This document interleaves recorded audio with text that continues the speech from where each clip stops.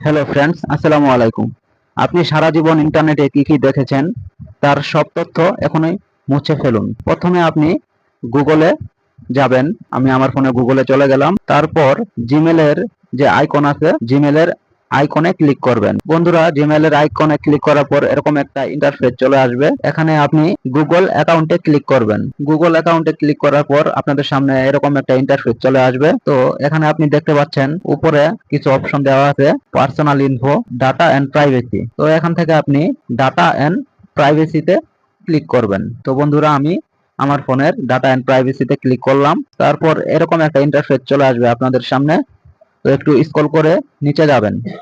তারপর এখানে দেখতে পারবেন মাই অ্যাক্টিভিটি নামে একটা অপশন আছে, এখানে ক্লিক করবেন। তো বন্ধুরা, এখানে আপনাকে দেখাবে যে আপনি ফোন কেনার পর থেকে গুগলে কি কি সার্চ করছেন, সব তথ্য এখানে দেখতে পারবেন। একটু স্ক্রল করে নিচে নামবেন। নিচে নামলে দেখতে পারবেন এখানে যে বিষয়গুলো আপনি সার্চ করছেন এখানে আছে।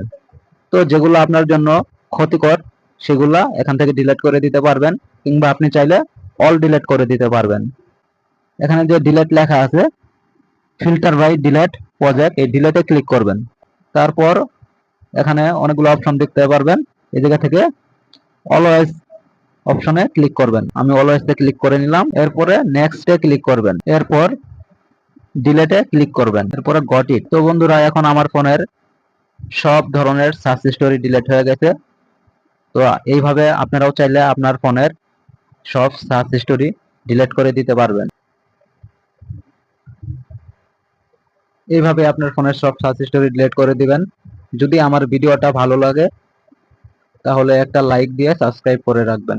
ধন্যবাদ।